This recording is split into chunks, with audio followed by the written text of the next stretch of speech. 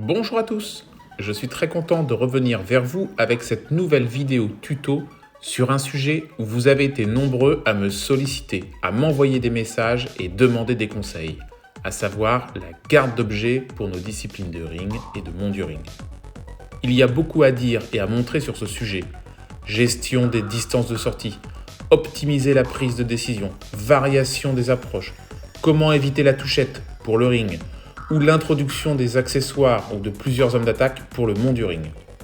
Je ne peux pas aborder et traiter tous les sujets de la garde d'objets en une seule vidéo.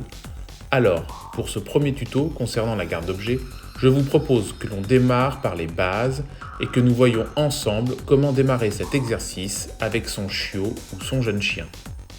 Et ça va être d'autant plus facile pour moi d'illustrer en images ce tuto que c'est exactement l'étape où j'en suis avec mon propre chiot malinois Ragnarok, tout juste âgé de 5 mois.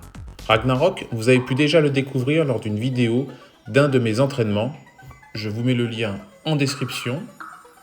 Comme ça, je vais pouvoir illustrer mon propos avec Ragnar qui découvrira cet exercice, j'allais dire en même temps que vous. Je ne cache rien et je vous montre exactement ce que je fais pour les toutes premières fois. Alors bien sûr, il existe de très nombreuses méthodes et façons d'apprendre la garde d'objets. Moi-même, en fonction du chien, du maître ou de l'homme d'attaque avec qui j'entraîne, je choisis une méthode particulière. Là, dans ce tuto, je vous propose une méthode accessible au plus grand nombre, efficace et simple.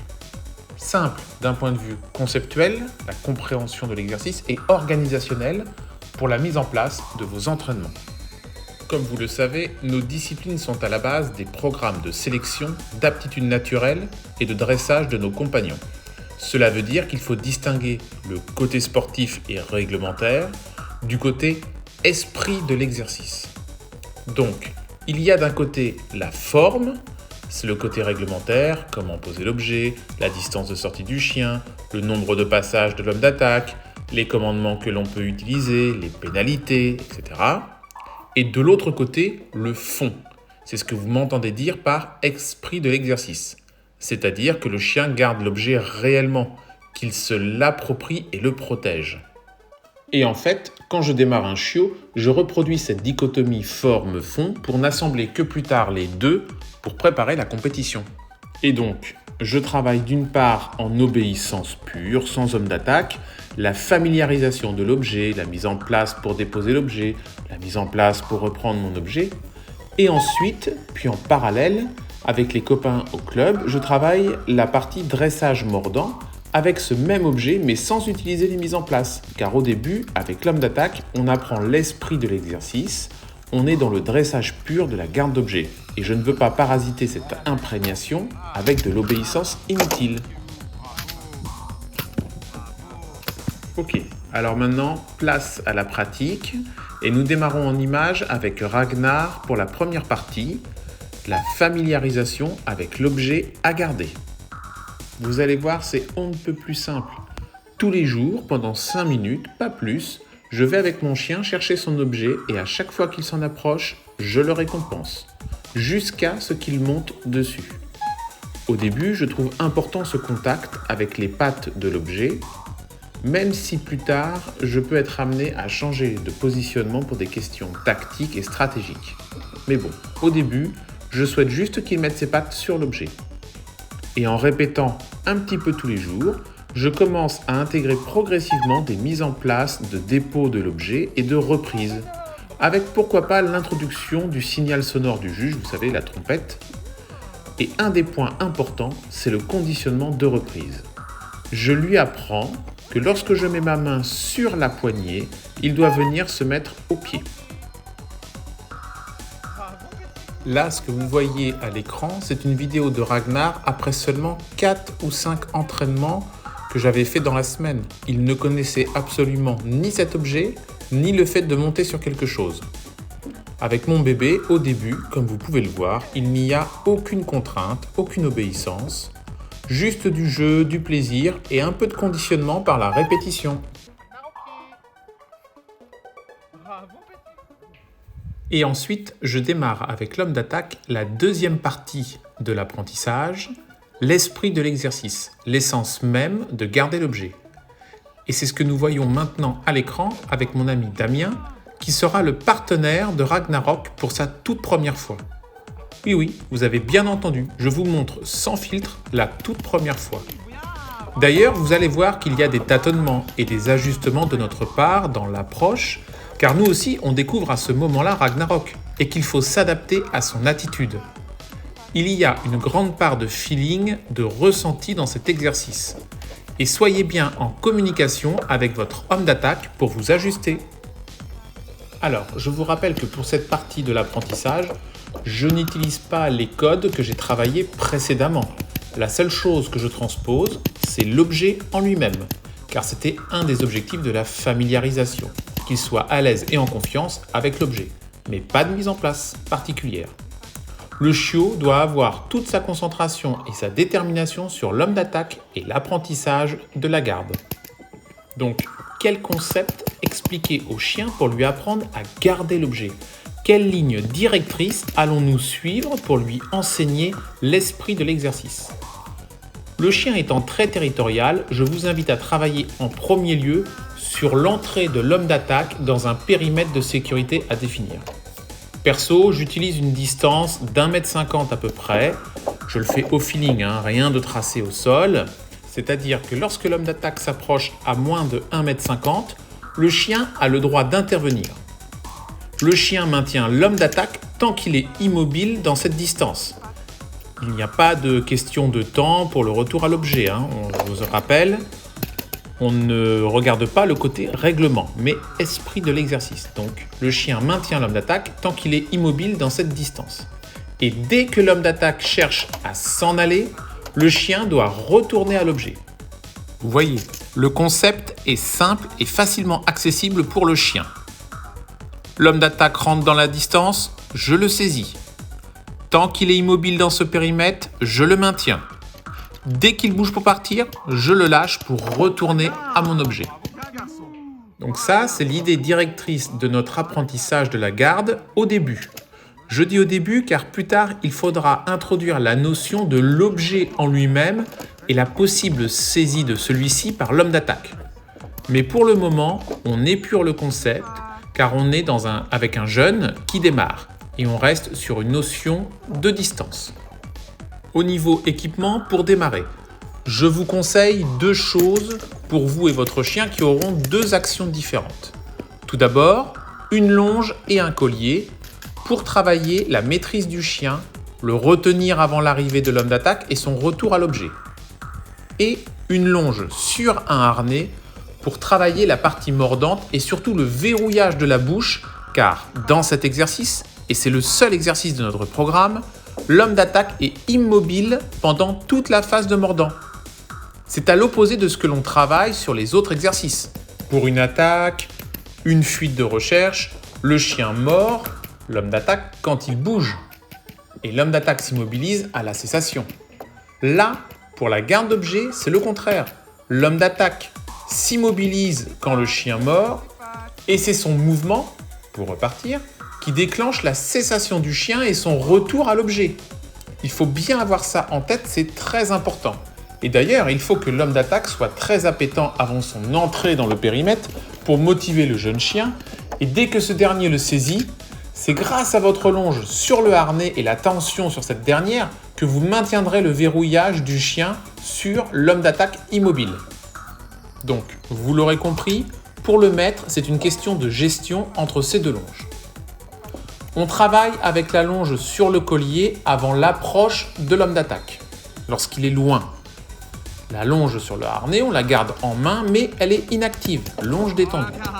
Quand l'homme d'attaque rentre dans la distance, on détend la longe sur le collier, ce qui a pour effet de libérer le chien, et on verrouille la prise du chien avec la longe sur le harnais. À ce moment-là, pour la phase de saisie, la longe sur le harnais est tendue et la longe sur le collier inactive, détendue.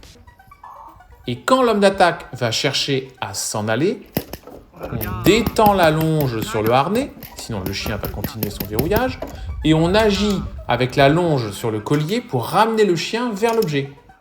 Vous pouvez à ce moment-là utiliser simultanément à votre action sur la longe pour le retour à l'objet votre mot de conditionnement que vous utilisiez dans votre phase de familiarisation, et ainsi associer les deux, ce qui permettra plus rapidement au chien de comprendre ce qu'on lui demande.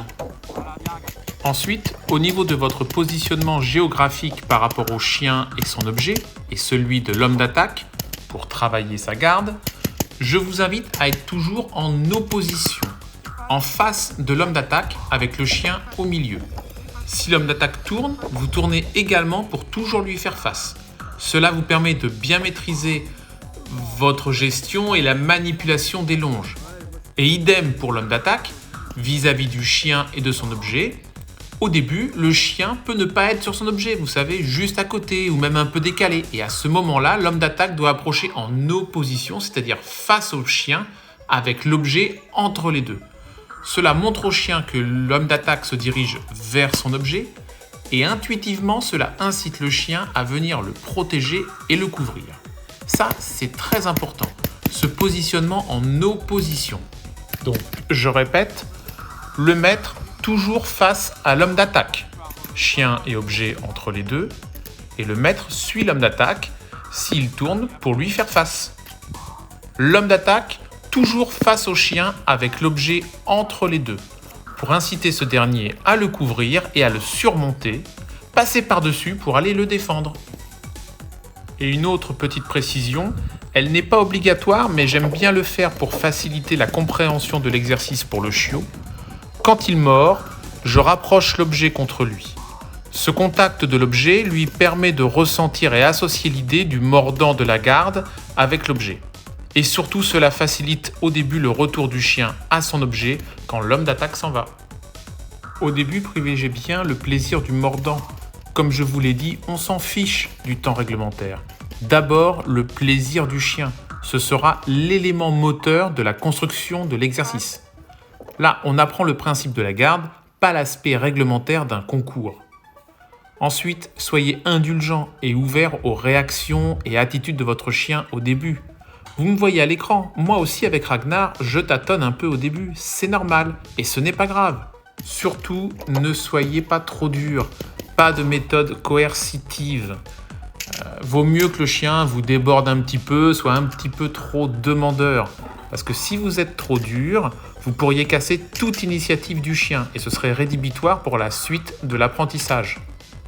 C'est réellement la répétition des entraînements qui vont conditionner le chien sur l'exercice et à comprendre ce que l'on attend de lui. Un autre point important, quand je démarre une garde d'objet, je ne fais rien d'autre à l'entraînement pour éviter toute confusion.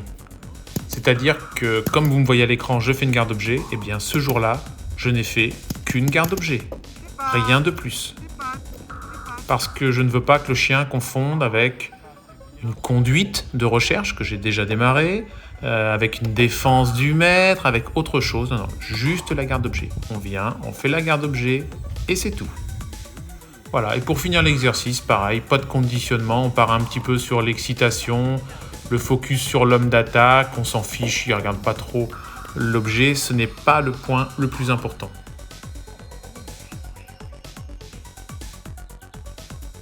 Maintenant que je vous ai expliqué la méthode et les principes pour démarrer la garde d'objet, je vous propose pour la suite de ce tuto que nous regardions ensemble le deuxième entraînement de Ragnar.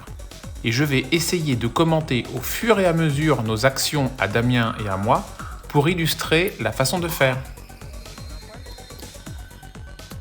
Donc ce jour-là, je viens pour n'entraîner avec Damien que la garde d'objet. Il n'y a pas eu d'obéissance ni mordant précédemment, ni après d'ailleurs. Juste la garde d'objet. Bien sûr, le chien ne la calcule pas au début, il est même en retrait derrière, à quelques centimètres, focus sur l'homme d'attaque, c'est tout à fait normal. Et c'est la raison pour laquelle Damien fera une approche en opposition, pour que l'objet soit entre le chien et lui.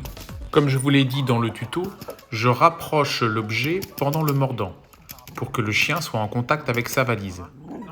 Lorsque l'homme d'attaque va chercher à partir, à ce moment-là, il faut agir avec la longe collier pour ramener le chien vers son objet. Quand l'homme d'attaque tourne autour de l'objet, il reste en opposition et cherche à ce que l'objet soit toujours entre lui et le chien, pour inciter ce dernier à le couvrir, à rester en contact avec son objet. Et de même pour moi le maître, vous avez vu, je me suis mis en opposition pour pouvoir gérer mes longes et la décision de sortie pour mon chien. Alors à propos des longes, j'ai essayé au moment de l'entraînement de bien me placer pour vous montrer la gestion de ces dernières, car c'est un des points clés de l'apprentissage. À l'écran, ma longe rouge est celle sur le collier. Je vous rappelle pour la gestion de la distance de sortie, le retour à l'objet, et ma longe noire est celle sur le harnais que j'utilise pour verrouiller la prise du chien et éventuellement plus tard aider l'homme d'attaque pour le travail des pivots sur les sorties du chien. Le conducteur doit essayer d'être le plus neutre possible, c'est-à-dire ne pas trop bouger pour perturber la concentration du chien avec trop de mouvements, ne pas trop parler pour laisser le chien réfléchir par lui-même, essayer progressivement de détendre les longes pour que l'initiative des actions, décision de sortie, retour à l'objet, placement sur l'objet, soit faite par le chien lui-même. N'oublions pas que plus tard, le chien devra travailler seul, en autonomie. Donc, il ne faut pas trop intervenir, même pendant l'apprentissage. Avec ces longes, le conducteur doit être un peu comme un marionnettiste au départ, en activant ses longes en fonction des mouvements souhaités. Et petit à petit, avec la magie de l'apprentissage, votre chien prend son autonomie. En tant que conducteur, vous êtes un peu Geppetto et le chien Pinocchio, petite marionnette qui se transforme en vrai être vivant. C'est un petit peu l'image. Au début, vous expliquez tout avec vos longes pour laisser petit à petit votre chien prendre son autonomie. L'homme d'attaque est aussi là pour récompenser le chien d'un bon placement. Ragnar est bien sur l'objet, donc Damien revient aussitôt pour le récompenser avec une prise. C'est du renforcement positif.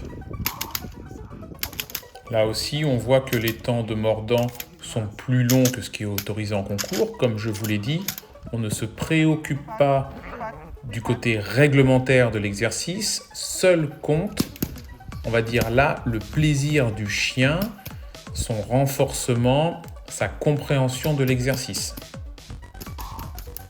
Également, n'oubliez pas de changer de jambe. On ne travaille pas que sur une jambe droite ou que sur une jambe gauche. Si vous regardez bien, Damien utilise régulièrement l'une et l'autre. Ça apprend au chien à bien tourner sa tête. Plus tard, on amènera aussi la technique de pivot sur la décision de sortie du chien. Donc il faut vraiment l'habituer à tourner sa tête des deux côtés. Au début, quand vous démarrez la garde objet, vous n'êtes pas obligé de faire des entraînements aussi longs.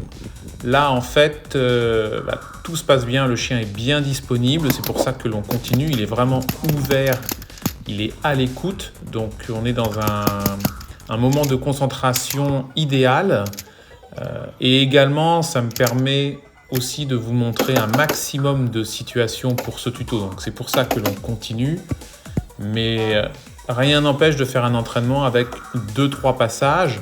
De toute façon, l'acquisition des compétences, si je puis dire, de garde d'objet, ce sera la répétition des entraînements, ce sera le temps qui feront que le chien soit totalement autonome sur la garde d'objet. Ce n'est pas la longueur d'un seul entraînement.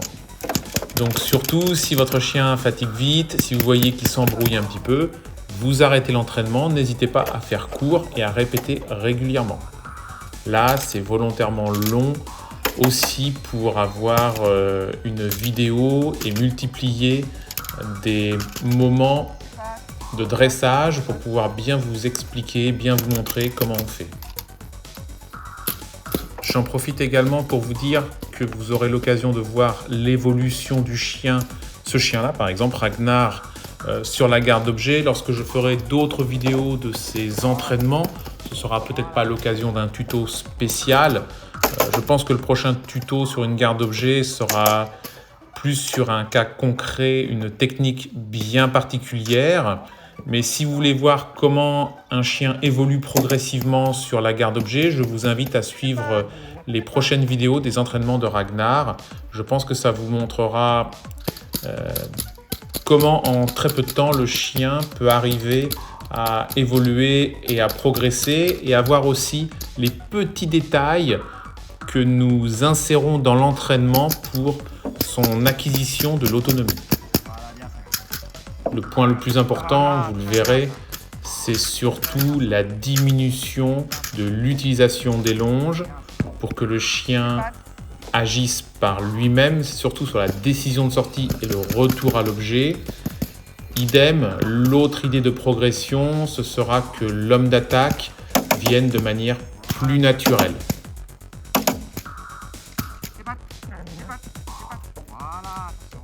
N'oubliez pas de varier vos approches, c'est-à-dire l'homme d'attaque qui arrive de face, mais aussi de dos, pourquoi pas de côté, pour que le chien associe différentes images, qui ne se stéréotype pas juste sur un type d'approche de face. L'homme d'attaque peut être accroupi, debout, de face, de dos, de côté. Il faut tout montrer au chien. Vous pouvez nous entendre parler pendant l'entraînement. Damien et moi communiquons en permanence pour exprimer le ressenti que lui, il a dans le costume, pour me dire comment est le chien, que l'on puisse s'ajuster et être toujours, on va dire, efficace. Notamment au niveau des timings, entre le fait d'autoriser le chien à sortir au moment où l'homme d'attaque rentre. N'allez pas empêcher le chien de sortir alors que vous êtes surpris que l'homme d'attaque rentre dans la distance. C'est pour ça qu'il faut bien communiquer avec son homme d'attaque pour être vraiment dans un timing parfait pour l'apprentissage du chien. C'est important que l'homme d'attaque vous dise je rentre dans la distance, là on le fait mordre, on le fait pas mordre, on retourne à l'objet. C'est vraiment important d'être bien coordonné et de bien synchroniser toutes les actions. Bon voilà les amis, on arrive à la fin de ce tuto consacré au démarrage de la garde d'objets. J'espère qu'il vous apportera un maximum d'éclairage sur comment on peut faire. N'hésitez pas à me poser des questions en commentaire, j'essaierai de répondre à tout le monde autant se peut. Je sais qu'il existe d'autres méthodes, voire d'autres cultures sur la garde d'objets, mais je trouvais que celle-ci était simple et transposable aussi bien en ring qu'en monde du ring. Je voulais également vous remercier de votre attention et de tous les messages de sympathie et d'encouragement que vous me transmettez. J'en suis vraiment honoré. Et d'ailleurs, nous approchons bientôt les 10 000 abonnés de notre chaîne dédiée à notre élevage de chiens de travail et au dressage pour la compétition. C'est vraiment extraordinaire et pour vous en remercier, je suis sur la réflexion de vous faire une petite vidéo spéciale remerciement à cette occasion. Alors pour ceux qui ne le sont pas encore, c'est l'occasion de vous abonner à la chaîne et actionner les cloches de notification pour ne rien rater des prochaines sorties. Merci beaucoup les amis, prenez bien soin de vous et de vos chiens et je vous dis à bientôt.